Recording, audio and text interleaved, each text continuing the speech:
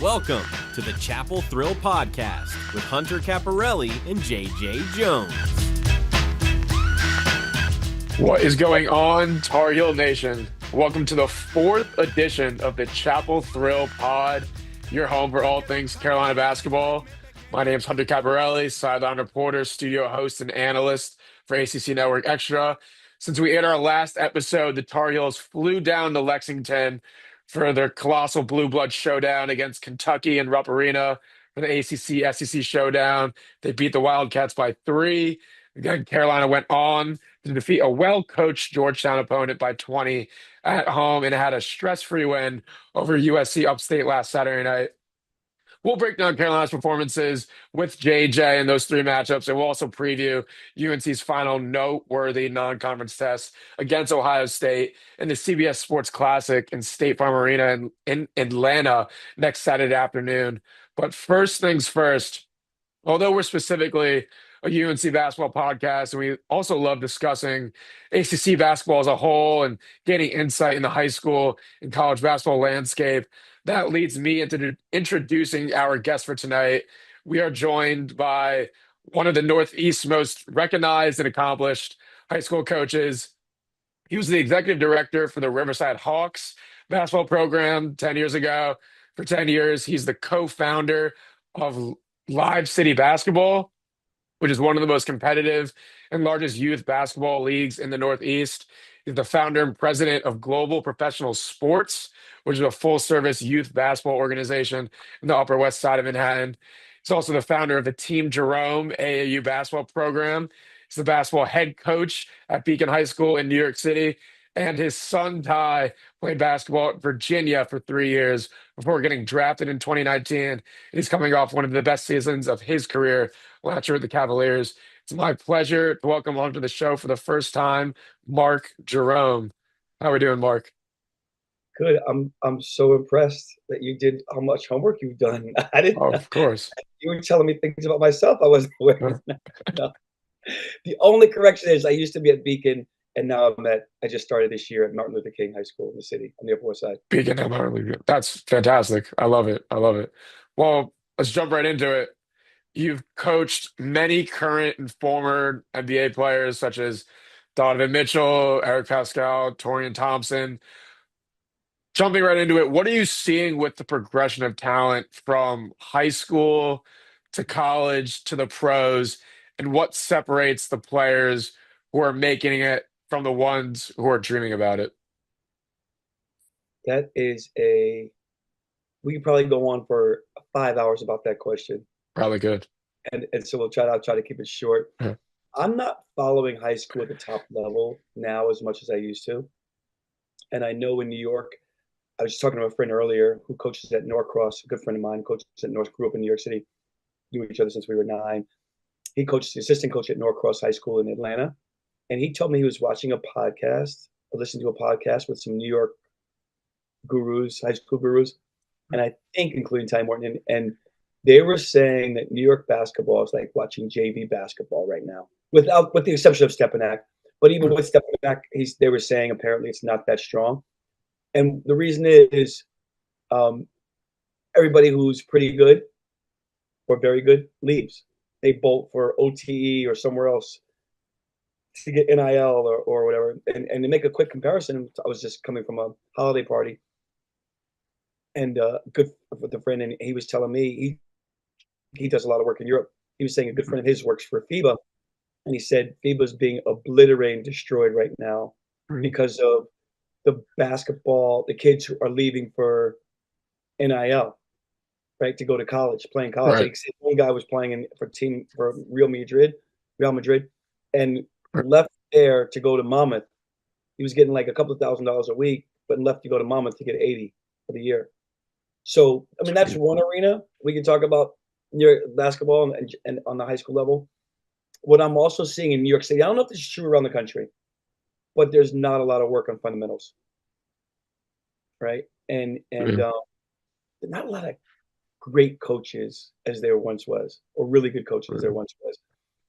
And I don't know if it's, part of it's the AAU influence, where there's just an arms race to try to recruit the best players, and there's not a lot of development. And I feel like that's been the case in New York for quite some time. People aren't being developed, and I think now a lot of like if you're not the haves, like the really top players, there's not a lot of places to play. There's a lot of places to play, but not a lot of high level places to play, and you're not really getting coached because of the team on every corner, and these guys are just recruiting. They're not coaching, which is not great, right? And there's such a separation. You can make a lot of analogies between like the Oh, totally. the Yeah, totally. economy in this country and basketball. So that was kind of long winded, but we can go on literally in so many different directions with that Yeah, question. like you said, we probably go 5 hours on talking about it, but I love that answer. Although Ty did not play at Carolina, he was definitely familiar with the ACC, playing at UVA for 3 years. What about the conference specifically, do you think has changed since Ty was drafted? And what about the play style of the ACC appears to be the same from what you've watched over the past couple Okay, of first of years? all, let me talk about Carolina just really quickly. Yeah. Who wasn't in love with UNC basketball? I mean, maybe recently, maybe you're like looking at Duke and you're looking at Right. Kentucky and wherever the big money is, right?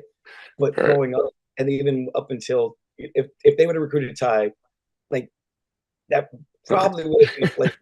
And so he had already committed to the UVA, and my middle son and I went to a Duke Miami game several Yeah. years ago, and I think Ty was just committed, so he was a junior or a senior in high school.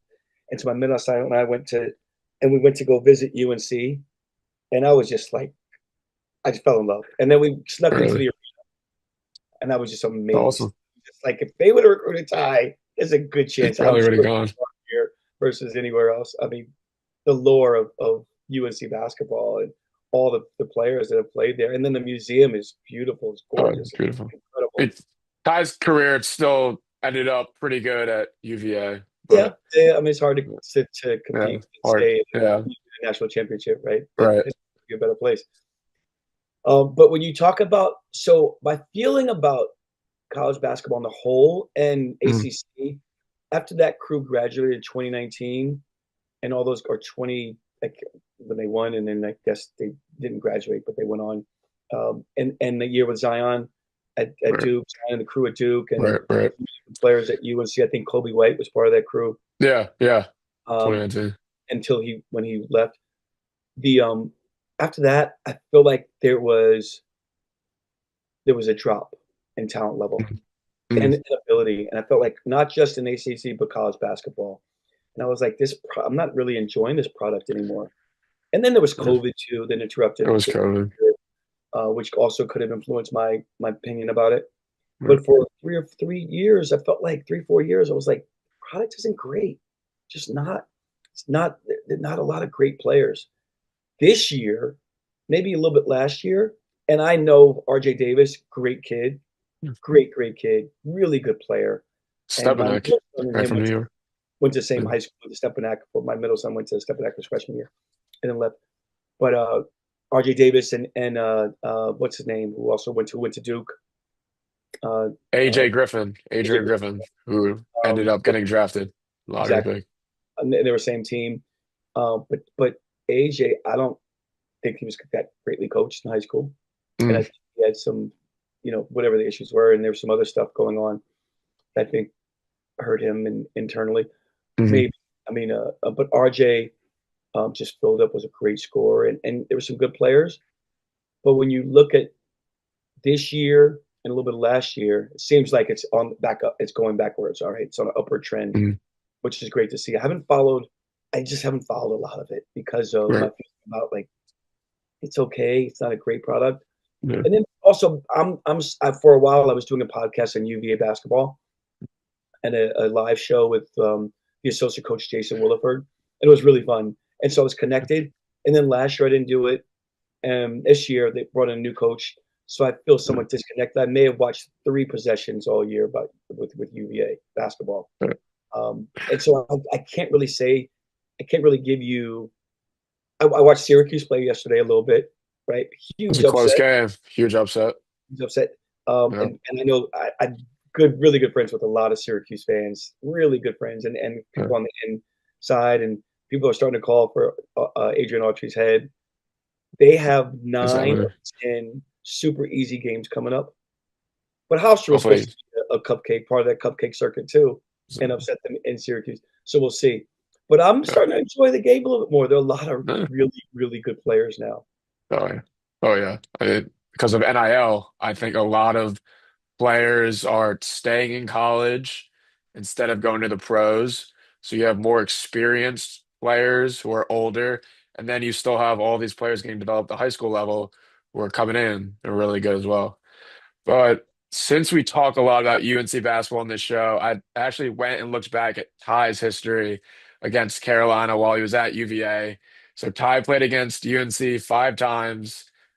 Can you guess what his record was in those 5 games? 1-1 his freshman year, Mhm. including a major blowout at UNC. It was Yeah, like yeah, yeah, an NBA team versus like a middle school team. yeah. Uh, the next year, and that was the year I think Villanova won, and the next year Carolina won, Yeah. or back in, I'll, I'll give I'm you gonna a hint. say, Yeah, you got it. I'm gonna say 4-1 or 5-1. You're spot on. 4-1. He did not Yeah, lose again after that freshman year. His yeah. last year, actually, they had a huge 8-point road win at the Dean Dome against, at the time, was number 8 Carolina. He had a double-double in that game. Apparently, he also had a sprained back, from what I read. Oh, So, injuries. Yeah, so massive game in the Dean Dome. Do you remember that game specifically, or I any was there. other I was time you were there. at that game? I was at that game, and I'm like 2 row, 3 rows. Go away games, they give us great seats. Home games, Right. So I'm at that game, and to my right, I look, and I'm like, there's Michael Jordan, right? So I'm like, oh wow, and I'm like snapping pictures, right? So very inconspicuously. I still have them on my Right. phone, and I've never been. I don't revere anybody really, Right. but I mean Michael Jordan. If you see Michael Jordan, you're Yeah, gonna get a but picture. funny, my friends used to always tell me when they'd watch, they could see me behind the bench at away games, and they'd be like, "Can you stop getting into fights with the opposing team and the fans?"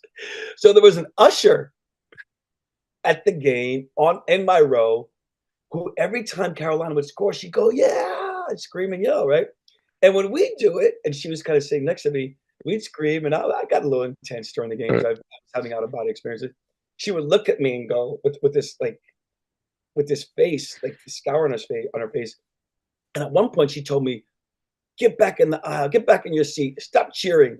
I was like, She was "What?" not having it. I was like, "What are you talking about?" And she, like, as an usher, I don't care if you do it, but I think you're supposed to probably remain professional. And so Right. we got into it. And of course, I got 2 or 3 texts. Can you stop? And I was like really pissed off that this woman's telling me how I could cheer and not cheer as she's cheering for her team. And she was frustrated, clearly frustrated because UVA happened to win that game and was playing fairly well. Right. I got to the point where she was really, really nasty, really Yeah. nasty. And normally I wouldn't report it, Yeah. but I say something to somebody, and they were like, "It's really inappropriate. I'm really sorry that she Right. did that." I will So admit, after being a student there for 4 years, the ushers will get very into the team. Like they are huge fans as well. The fact that she was getting mad that you were cheering for Virginia, obviously, that is a little strange, but what are you gonna absolutely, do? yeah, yeah. What are No, you but gonna I do? appreciate her passion for her team. It was awesome. Yeah, it's funny that you still remember that though. Yeah. Oh yeah. Oh yeah. That's what I don't think I'll forget Yeah. about. Going into kind of college basketball as a whole, high school basketball, with your vast network of college coaches, what trends are you seeing right now in college recruiting that players and families should probably understand? I think that it's what's going along publicly. Freshmen aren't being recruited. It's rare that a freshman's recruited. The NIL is changing the game. So almost every top team, most top teams have brand new teams, right? They have 10 new kids, between 8 and 11 new kids on the team. And everybody's like, who's this? Who's this? So that's also where I feel somewhat disconnected. And the other piece is that when they're good mid-major kids, this is where the separation from the high level teams, the elite team groups, the top 10, 15, 20 versus the mid majors, there's becoming a much bigger and more significant separation because basically the mid majors are losing their best players. Once somebody gets really good, they're gone because they're opting for the NIL. Which who can blame them? If you can get, like, for instance, my middle son played at Delaware last year, right? He graduated from Delaware. He played there. I think their top four guys left. One guy got $1 million plus to go to Virginia Tech, who doesn't play, by the way. Nice. No playing time there, which I $1 think is million. ridiculous. Yeah. Yeah, he did fine at Delaware. Another kid went to Cal and got, I think, 800. I Still a forget where a lot. couple of kids went. Yeah, but so when those mid majors lose, like, there's a major separation, and they're not going to be able to compete like they've done in the tournament. And even during the regular season, you're seeing so many more blowouts between the mid majors and the high majors, which is really unfortunate because that's what makes college, somewhat of what makes college basketball so great. Right. It's fantastic. For the audience just joining in, we're talking with head coach Mark Jerome, basketball executive, one of the most renowned Northeast New York coaches. A few more minutes with him. You founded Team Jerome after your time coaching on the Nike circuit. What motivated you to create your own program, and how is your approach different than potentially the typical AAU model? I think it's different in New York City for sure, Mhm. because I think one of the things that we really, really emphasize is teaching the IQ of the game, right? Decision making under chaotic environments, under pressure, and just IQ. So when I coach, I stop and say, okay, what are your options when you make a mistake? Like, you got the ball here, you did this. Now, what are the 3 or 4 other options you should have considered? Because quite often that's when people make biggest mistakes. And it's a big difference between the top players that go to college basketball versus, the few kids that can do that, can really accomplish that. When you think of the millions and millions of kids that play, there's such a small percentage that get together. People don't get it. Some people think that, oh, my kid plays AAU or travel basketball, he's going to go play at Duke. Like, what are you talking about? How delusional are you? Right? He's not even playing on one of the top AAU teams, and he's not. There are people who don't get playing time on the top AAU teams who aren't going Division 1. And these people so that's really that's I think, when you teach defense, or you teach angles, and when you teach IQ, when you teach how to come off screens, and I try to be extremely detailed, Mhm. extremely detailed with everything I do. The footwork, how to come off a screen, my favorite play in basketball is either the back door or the back pick. It just opens up so much, right? Creates space. Yeah. And then teaching, like, how to box out, right, and how to rebound. And so I think if you can really, really understand the game, and then there's the social, emotional, and mental part of the game, right? So how many people can really have the athletic piece, the social piece, and I'm sorry, not the social piece, but the emotional and the mental side of it? Mhm. If you make a mistake, it's okay. You make Mhm. another mistake, it's okay. Can you recover from those mistakes? Which are so important, right? It's so important. How emotional are you going to get if you get a bad call from the referee? Can you recover? So you've got to be so focused in so many different ways to be successful. It's not, when people say it's such an easy game, that's not true. It's just not. It's a really hard game to play It's the when move. you're playing. Someone's physically trying to stop you. It's not like you're going to the computer and writing. There's no one stopping you except for yourself a lot of times, right? You could get Mhm. writer's block. Let's say it's easy. But in sports, someone's trying to physically stop you from accomplishing your goal. Someone Mhm. really good sometimes. It's not easy. It's really hard. So unless you're in the gym every day, you got people in the gym saying, I'm going to be a really good player, who go to the gym maybe once or twice a week. No, Right. it doesn't work like that. There's no magic pill that you're Mhm. going to wake up and say. Um, so um, there are I think that's the thing we try to do more than anything else. And we try to recruit, like, great kids. I don't need great players. I don't even necessarily great players. Sometimes they It leave. helps. Yeah. It's a little bit of a different commitment level. There's always been recruited. I just want a good group of kids that I can work with and coach and have, like, really quality, great experiences. Not to say that great kids can't have great experiences with really, really good players, because you certainly can. Right. And I've seen it. And I know a lot of good players who are really good kids. But when you Totally. have your group that's wholesome, and everybody gets along, it's fun. Win or lose, it's Mhm. really fun. People are gonna remember those times for the Right. rest of their lives. Awesome. Working off that, kind of wrapping things up, what's the biggest lesson the game of basketball has taught you that you wish every young athlete looking to potentially play at the Division 1 and maybe even professional level could understand sooner? Great question. I ended up playing Division 1 basketball, small Division 1 basketball. Lafayette. Lafayette. Yeah. Do your homework. You're good, Harrison. So I think studying the game, really, really studying the game, and not for entertainment value. Don't watch entertainment value. I tell people all the time, when you watch basketball, try to have one eye on the ball and one eye in the field, one eye reading defenses, watching plays develop as they start out. Really study it. So, quick story about Ty. I remember he was at Iona Prep at school, and his English teacher was a really good guy, nice guy, really, really nice guy, who was a good English teacher, but he was also passionate about basketball. So I remember texting him a couple of times. I'm like, "What are you doing?"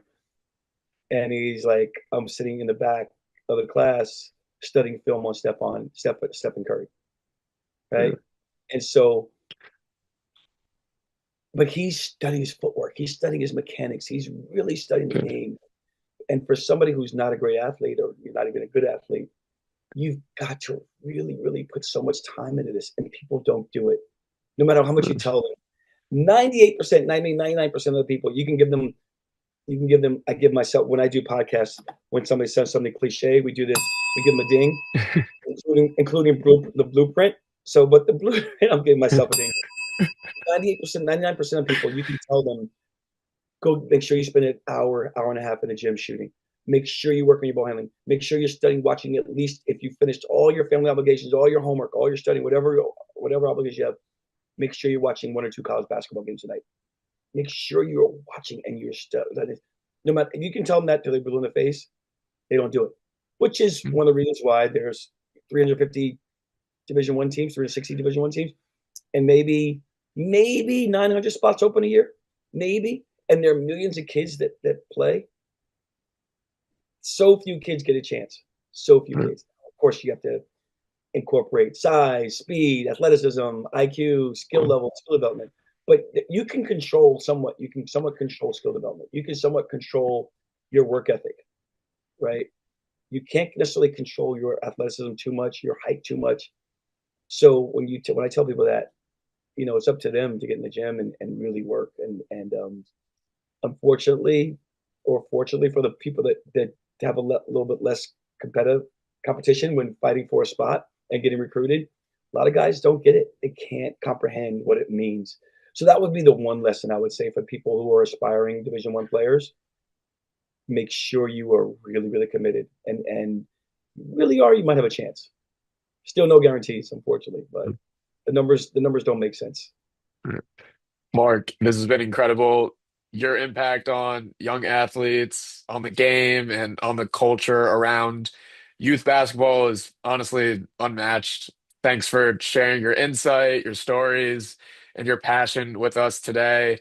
For everyone listening, if you want to follow the work Mark is doing with either Team Jerome, Live City Basketball, or Global Sports, we'll have all that info linked in our episode description after we go live. Mark Jerome, thank you again. We'll be right back. And welcome back. Great exclusive interview there with Mark Jerome. Really awesome to hear his perspective on youth and college basketball, and as well as the fantastic stories he shared about his son Ty while he was at UVA. Joining me now is my co-host, former UNC football wide receiver JJ Jones, as we now shift gears back to Chapel Hill because this UNC basketball squad has been rolling. We're going to break down and dive into what's been going well recently for Carolina and what's ahead for the Tar Heels. JJ, as we just jump right into it, what are your kind of initial thoughts on how the Heels have looked the past couple of weeks? What's up, Hunter? I'm glad we're back on here today after some time off, some good time off. But I mean, the Heels are hot. You can't, as a basketball fan, you just love watching these guys play right now. Being a UNC basketball fan, you love the way they play. But like I said, this is just good basketball from this team right now, coming off a huge win against Kentucky and then riding that momentum into a game of Georgetown to where it's not that crazy of an opponent, but it's one of those games where it's like, okay, You have this great quad one win against Kentucky. How do you carry that momentum? Do you have your heads too big?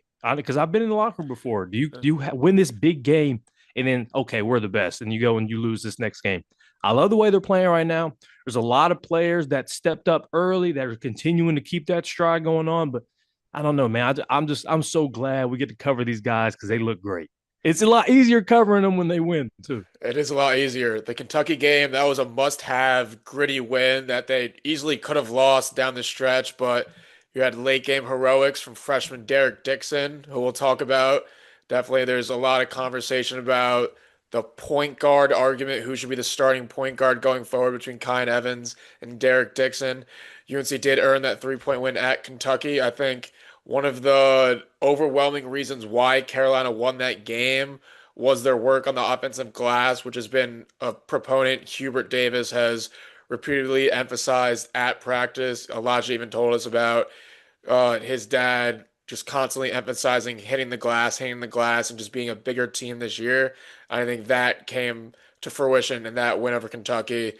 Caleb Wilson and Henri Veesaar are honestly the most formidable 1-2 backcourt in the country. JJ, what are your thoughts on just Veesaar and Caleb, that duo combo right now? Like you just said, easily the best 1-2 punch in the country. I truly believe. And it's not just because we cover the Tar Heels. I mean, we cover basketball. And if you watch these two play as just a basketball fan, you see these guys go out there every game. They are walking double doubles. They're walking highlight reels. And one thing I like is that, you always have the spotlight on Caleb Wilson. And he's always going to perform. He's always going to do his thing well. But I love Veesaar. He's a quiet guy who's going to go in. He's going to give you 15, 16, and he's going to give you 10, 11 rebounds every game. And he's going to be out on the court. And he's going to give it his all. He's going to give it his best. I just love the way those two play.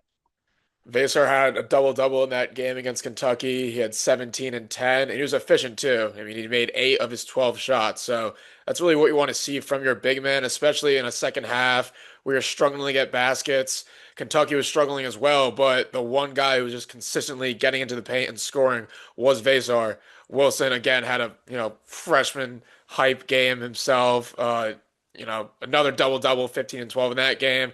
And then this game recently against USC Upstate, he had 20 and 11. So he continues just to churn out double-doubles. I think he's still basically averaging 20 and 10, which he said it was his goal going into the season. So he's been playing super well. Veesaar's been playing super well. And I think the fact that we have guys now like Jonathan Powell, who is really just an X factor coming off the bench. He had 17 points in that last game on Saturday against USC Upstate. Having a guy who could come off the bench and sharpshoot while Trimble is out with the injury, I think is super critical for this team going into the ending run of non-conference play and then eventually going into ACC play. What do you like right now about Powell coming off the bench? I love the fact, like you said, he comes off the bench and he's an X factor. He comes off the bench and he contributes right away. Sometimes you have guys come off the bench, they want to be that role guy, make sure they're too timid. They don't want to mess up because they're coming off the bench. Powell goes out there, he plays basketball. I like that he goes out there, he plays loose. He plays like he has something. He's a chip on his shoulder. And again, like I said, we have the Veesaar, we got the Wilson combo, but at times you can't have both of them on the court. And I like when Powell's able to come in the game and kind of just be another X factor as well as whenever those two aren't on the court at the same time. But I mean, man, just it's a lot of props to this guy coming in and embracing his role and wanting to be an X factor. And like you said, this is big. The fact that Seth isn't in right now. And just Powell's going out there contributing, and just it's so great to watch this team play.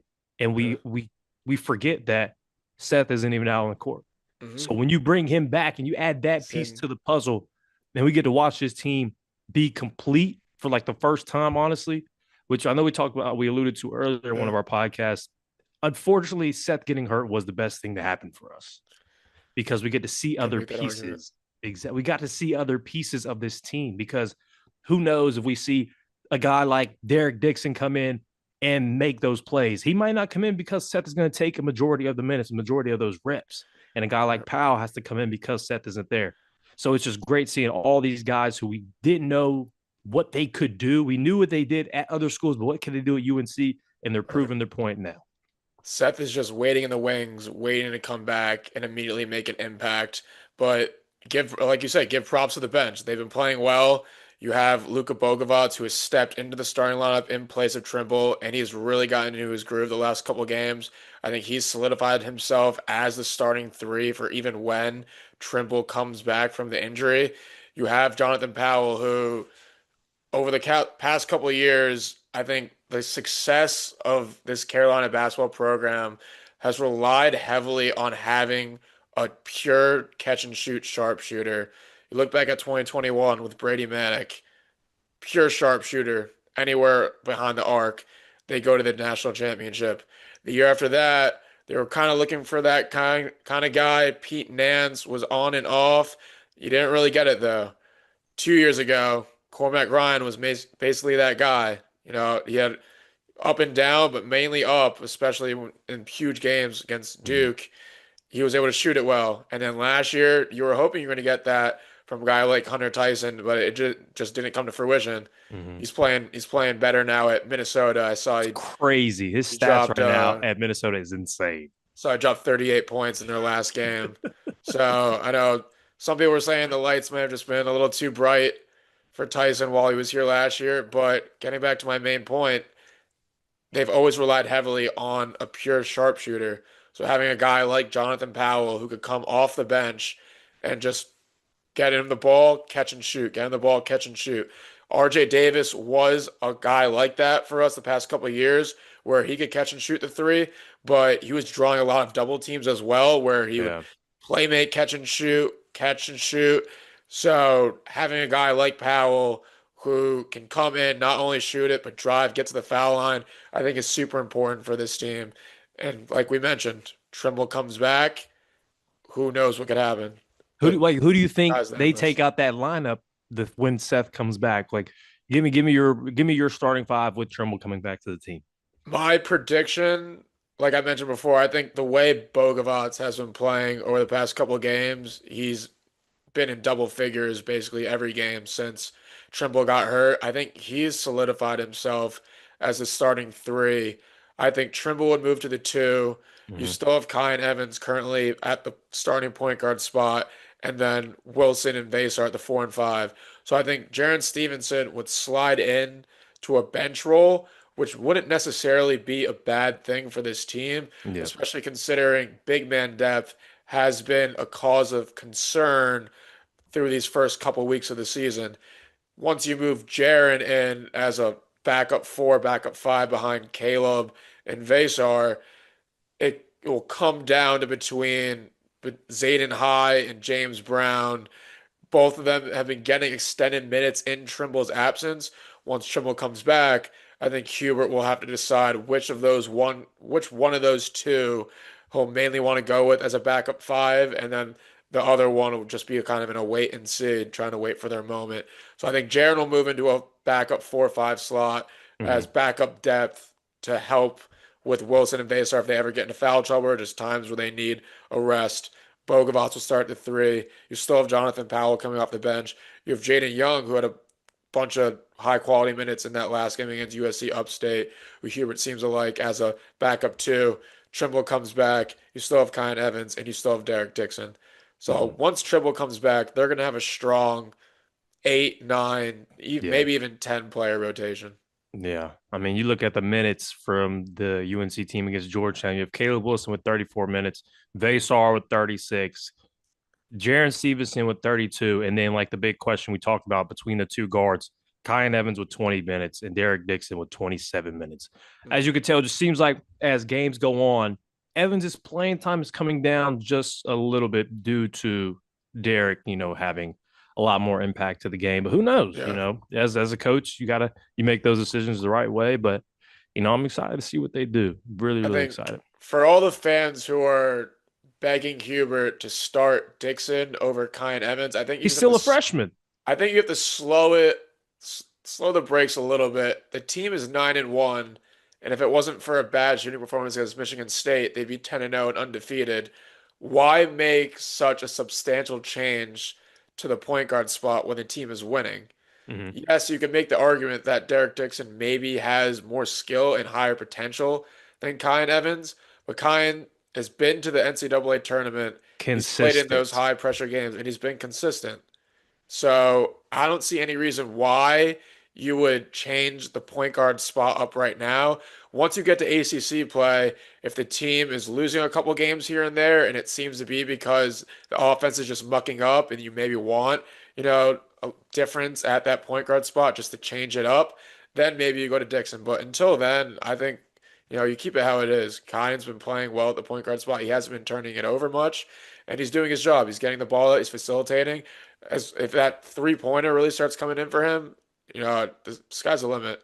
It is. Like I said, I really like Dixon, but also just like we talked about, Evans is so consistent. Right. He's like you say, he's been to the tournament, and just in terms of like you said, 9-1 now. If with I know we talk about like you said with Dixon having that great performance, he's playing well. I say, there's a difference between you have two players, a guy like Evans who's always been consistent. You can have a guy like this and who's always going to make sure he does the good. His great isn't awesome and his bad isn't too bad. You have a guy like Dixon where he's playing great, but he also can have some really bad moments as well. Right. For a team like this, and the point guard, unfortunately, is probably one of the most important spots on the court for a basketball team. You got to have a solidified point guard who can make sure they get the right plays down and just make sure they always know what they're doing. In the last game against USC Upstate, where the Heels defeated 80-62, Evans just had 2 points, but he was a plus 12 on the court. So he's doing what he needs to do offensively, and he also doing what he needs to do defensively, which I also wanted to touch on. I think Carolina's defense has definitely played a decisive role into this 9-1 start.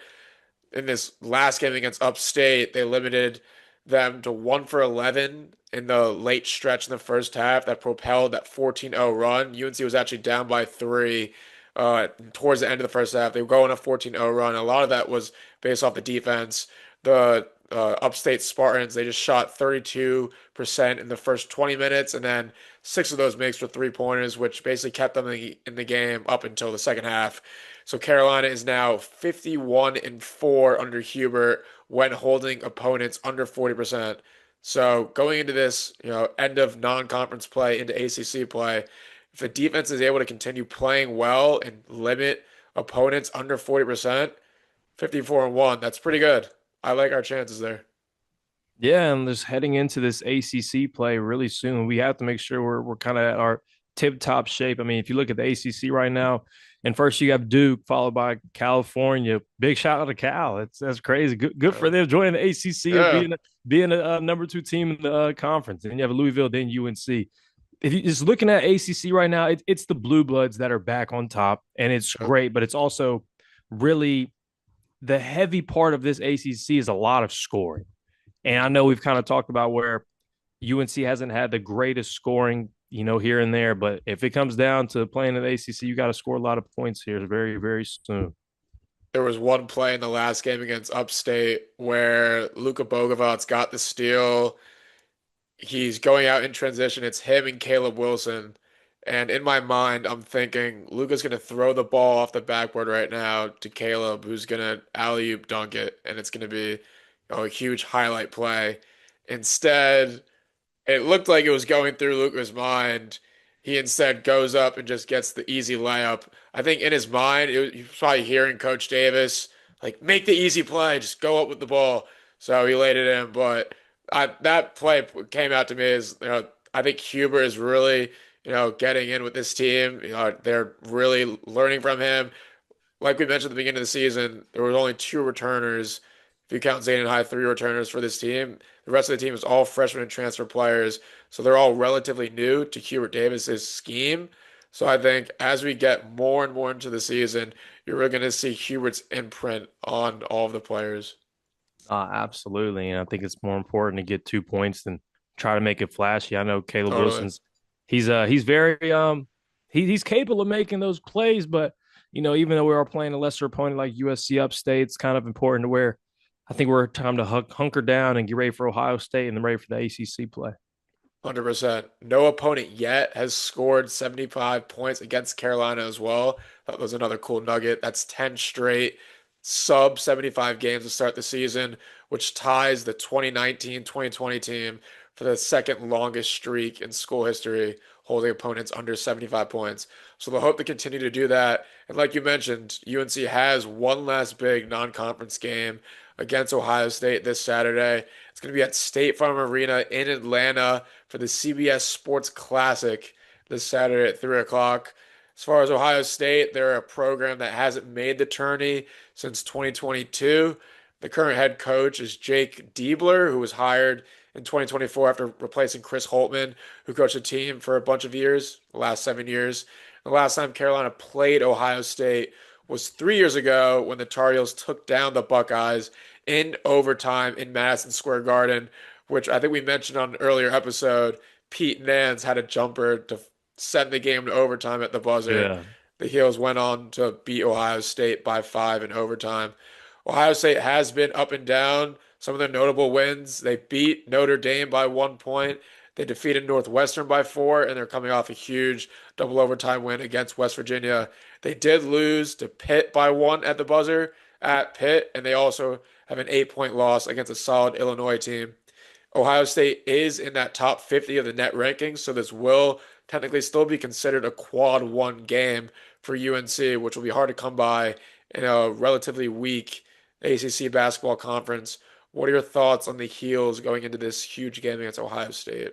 No, I think this is another factor for this team this season. I know we just talked about UNC's held all their opponents under 75. Well, Ohio State's averaging 87.6 points per game. So this is the kind of testament to where, okay, how can this defense perform against offense like Ohio State? And it's crazy. Ohio State is not ranked in AP top 25 right now. Nope. But according to ESPN Analytics, Ohio State's matchup predictor has them at 53.6% to win versus UNC, who is 9-1, ranked 12. The predictor believes that Ohio State has a 53.6 chance of winning this basketball game, and they're led by their point guard and Bruce Thornton, who's averaging 21.6 points per game. And like I said, this is the kind of team where it's like they score points. And the Big 12, not the Big 12, but the Big 10 conference is a very, very solid basketball conference. And like we talked about, that loss to Illinois is a really, really good team.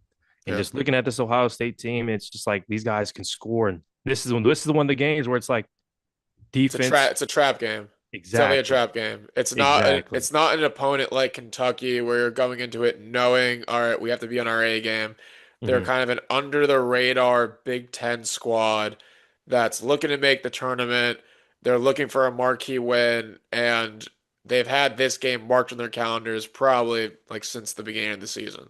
Yeah, like this is the kind of game for them where it's like we win this game, we put ourselves in a great position to make the conference championship, make the tournament. Right. So this is gonna be a big game for UNC defensively, see how they can hold the Buckeyes down in Atlanta.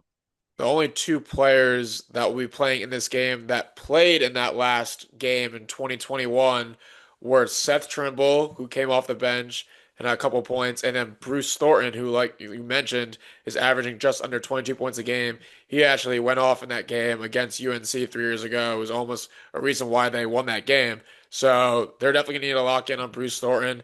I could see maybe Hubert throwing a couple different, defensive schemes at him. Obviously, we don't have Trimble, so it'll probably be different looks of Bokovats.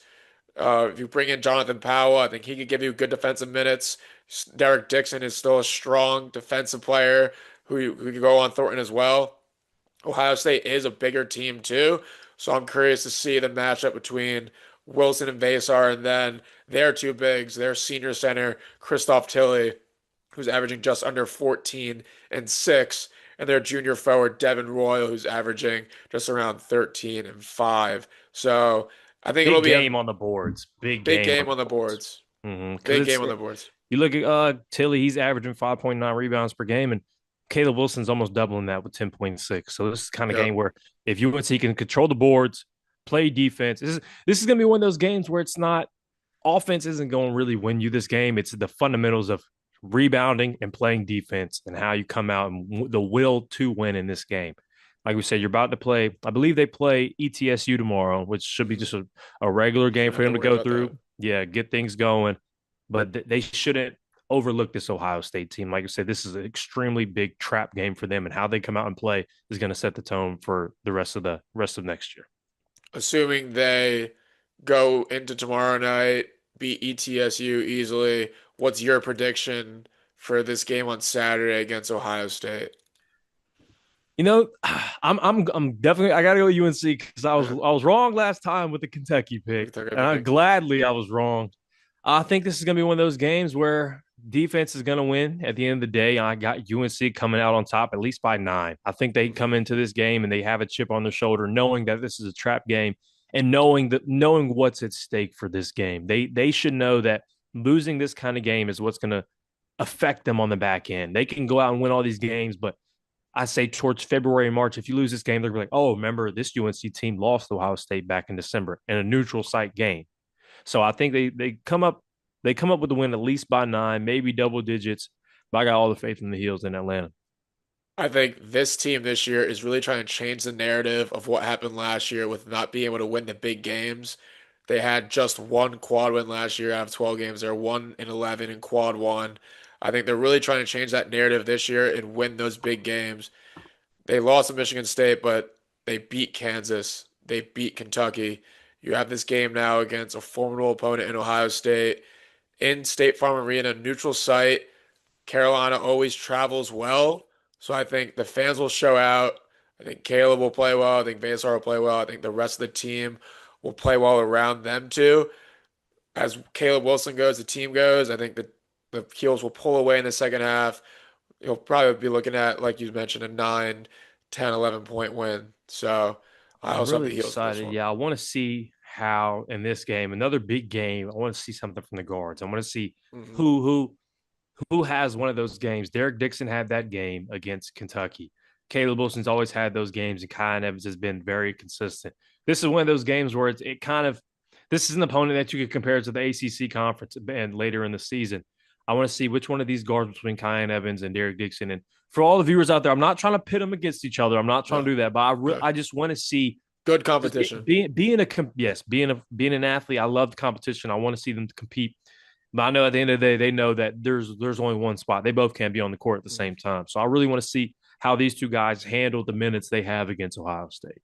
And again, like we mentioned before, there aren't going to be many opportunities for quad one wins, which is what the committee looks at most prominently for NCAA tournament seeding. Main reason is because the net rankings don't consider the ACC conference as strong conference as some of the other conferences. So between our one game against Louisville, the 2 games against Duke, and the 1 game against NC State, you sprinkle in a game against Pitt and an SMU, there aren't going to be too many games, opportunities for quad one wins. This game against Ohio State is one of them. So I think they really got to take care of business and get this win on the resume. But that's going to do it for this 4th episode of the Chapel Thrill Pod. I want to thank Mark Jerome for joining the show. Thanks to our audience for watching or listening. We'll be back to provide our thoughts and opinions on Carolina's performance against Ohio State. We'll also preview the start of conference play for UNC, which includes a home game to start off against Florida State right before New Year's Day. And then the Heels will hit the road to play preseason All-ACC guard Boopy Miller in SMU. I know it's a funny name, but he's good. A baller. Don't let the name fool you. He's a bucket. Don't let the name fool you.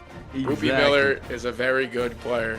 So a couple good ACC tests as we hit the new year and get into January.